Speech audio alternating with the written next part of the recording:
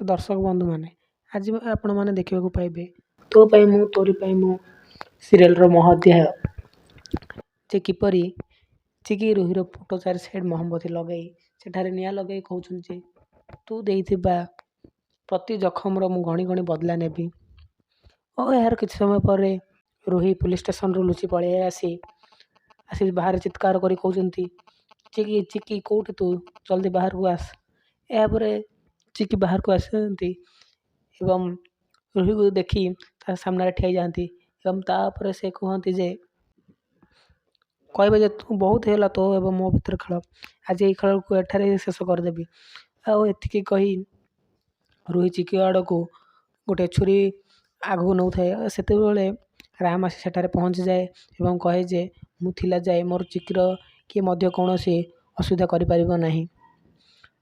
ଏତିକି ପରେ ରାମ ରୁହିକୁ ପଛକୁ ଠେଲି ଦିଅନ୍ତି ଏବଂ ମେଣ୍ଟାଲ ହସ୍ପିଟାଲରୁ ଆସିଥିବା ନର୍ସମାନେ ରୁହିକୁ ଧରି ନିଅନ୍ତି ଏବଂ ଏତିକିରେ ଚିକି କହୁଛନ୍ତି ଯେ ତୋର ଏଠି ସ୍ଥାନ ନାହିଁ, ତୋର ସ୍ଥାନ ମେଣ୍ଟାଲ ହସ୍ପିଟାଲରେ।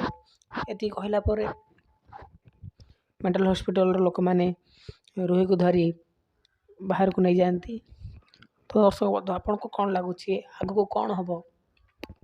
ରୁହିର ଚେହେରା ସମସ୍ତଙ୍କ ଆଗକୁ ଆସିବ ନା ନାହିଁ? ଆଗକୁ ଜାଣିବାକୁ ହେଲେ ଆମ ଚ୍ୟାନେଲକୁ ସବସ୍କ୍ରାଇବ୍ କରନ୍ତୁ ଏବଂ ଭିଡ଼ିଓଟି ଭଲ ଲାଗିଥିଲେ ଭିଡ଼ିଓଟିକୁ ଲାଇକ୍ ସେୟାର ଆଣ୍ଡ କମେଣ୍ଟ କରନ୍ତୁ।